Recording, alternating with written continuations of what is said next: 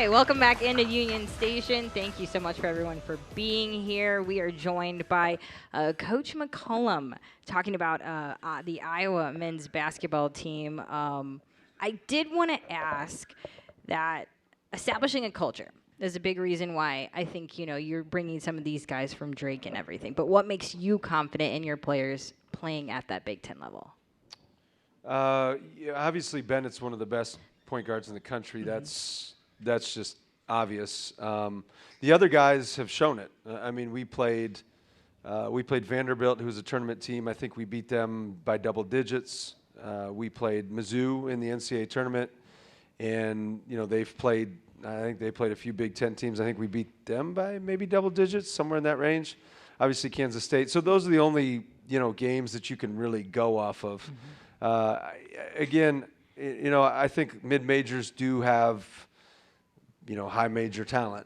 It's the same concept, though. There's just more depth of talent at the Power 5 level. And so that's what we're trying to build right now through the recruiting process is, get a few starters, get kids that we think that could start on any team in the country. And that's what we're trying to find through the transfer portal. And we think we found some, so we'll see if we can find a few more and a few more big guys. When you look at the Big Ten, Iowa this year was 15th. 16 was Nebraska that went out and won the crown, won 21 games. I mean, you look from top to bottom, any team could beat any team on any given night.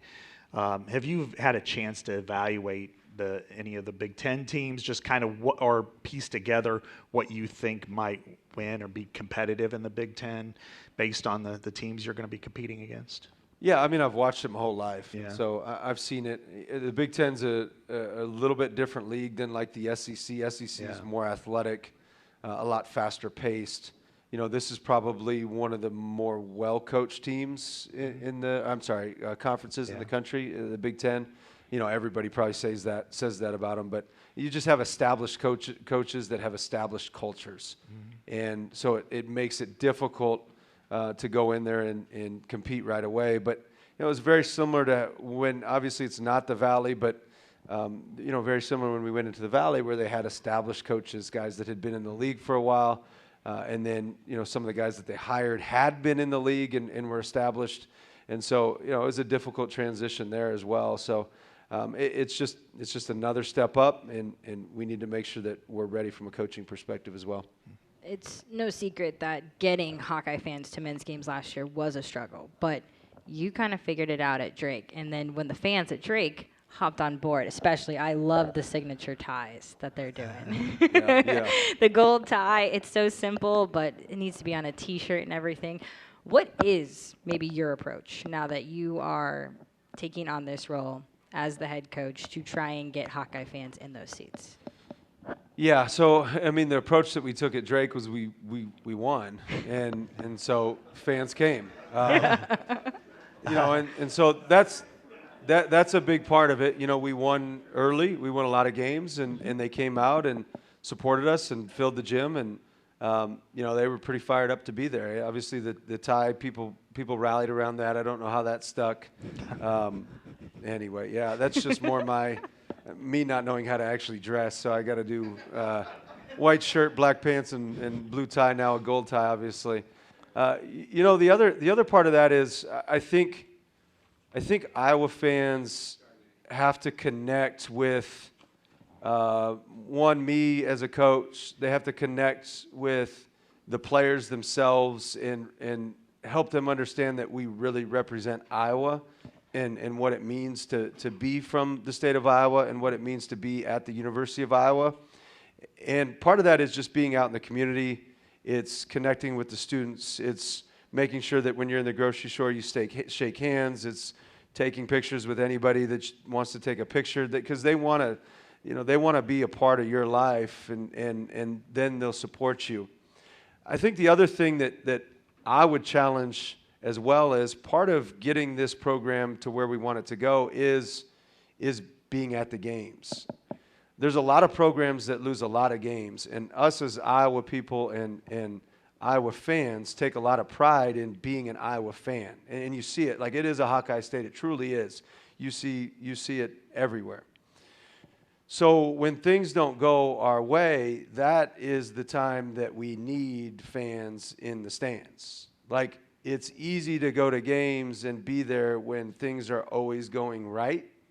When things are going wrong, that's when we need the support and the fan base and to uplift the team and to be there, right? And so I think that being an Iowa fan, I had no idea what their record was when I was growing up, but I was a Hawkeye fan. I had no idea what the football team, the women's basketball team, the whatever team, the baseball team, but I was a fan, and I knew that at the times they needed me most was when, like right now, this is kind of a rebuild situation. So this is when we need the fans. Like, this is it. Winning is easy to come out and support. Let's do it no matter what. But we're going to do our part too. And if, I always told the Drake kind of fans and stuff like that after we started to get fans at our games, it was like, hey, we're going to prove it for you too. And we did. But we want Iowa Hawkeye fans there to do it with us.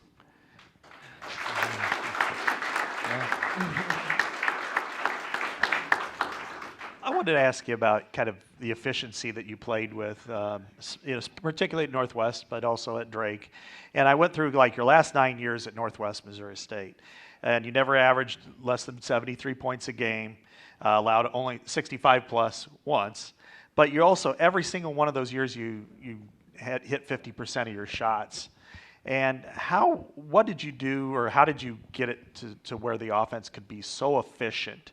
And what were the keys that you were looking for?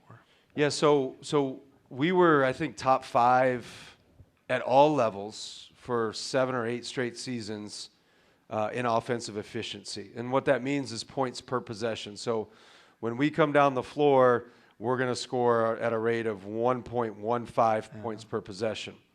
Why did we get so good offensively?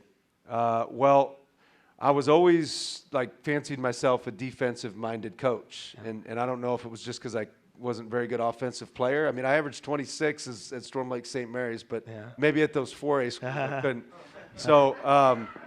So we got really good defensively, and I started to realize the more we set our defense.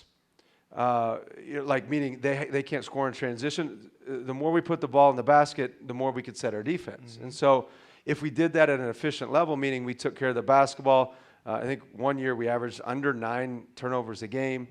Mm-hmm. We made sure that we got great shots at the rim. When you get great shots at the rim, you're able to offensive rebound. If you're able to offensive rebound, you're able to get easier shots. The ball goes through the basket more. When the ball goes through the basket more, you can set your defense. Mm-hmm. So teams aren't scoring in transition on you, okay? So what we found is if we got better offensively, it actually helped our defense even more than just being a good defender. And so what we tried to do was recruit shooting. We always say shooters won the war, so we like a lot of three-point shooters. We've led our conference at Northwest in three-pointers made and just tried to get really efficient so that our defense could set a little bit better. What more are you hoping to add to your roster? Big guys. Okay. And another point guard. Okay. So, yep, we're trying to get big guys and another point guard. So if you see any 6'10", 6'11" guys out there, any of you guys, let me know. I don't know. We'll have to find them. But they're pretty expensive right now. Yeah, right. I remember when grain prices were pretty high there for my father-in-law. He was pretty excited. I'm not excited about prices of big guys right now. So.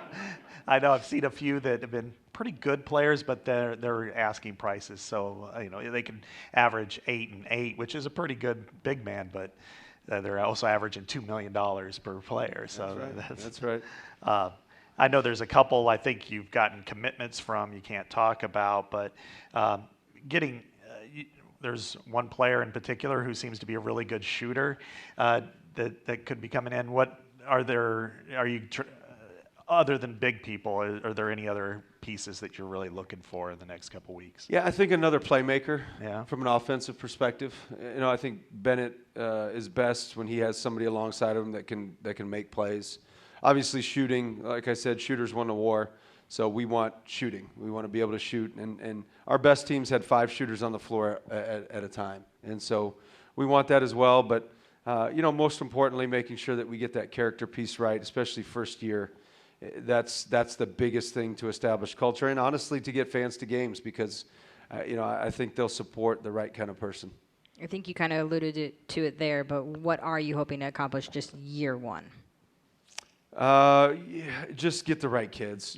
And culture is a cliche thing. The way you establish culture is you get the right people. And we want to get the right people. We want to get the right staff, which we've done. We want to get the right managers. We want everybody associated with the program to be the right people. Results take care of themselves. That's you're either going to win or lose. You don't have any control over that. What you have control over is if you do the right things, and in that moment, am I doing the right thing today to help this program get better? And then those results will ultimately take care of themselves. But if you sit there and try to say, oh, we're going to win this or win that, that doesn't really, it's not going to help you win that, right? And so we just really focus on that process of establishing the right people, playing the right way, and making the University of Iowa and the state of Iowa proud. I look at a couple of your players that, along with Bennett, who've played really well. Tavion Banks, who is a name I'm sure you'd have heard about, around here. Yeah, good running back. Yeah, he was a pretty good running back. And Cam Maniau, did I pronounce that correctly? Yeah, sure. Okay. I want to make sure because I don't want to blow that. But both of them were really good last year for you. What do they bring in, and what pieces do you think they fill, or roles, I should say? Well, Tavion's very versatile because he can guard 1 through 4 at all levels. I mean, he's an elite athlete, big wingspan, 6'7", physical, powerful, kind of a bully on the floor.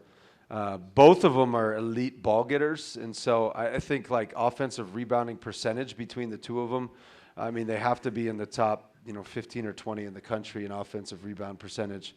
Both of them play with an elite level of toughness.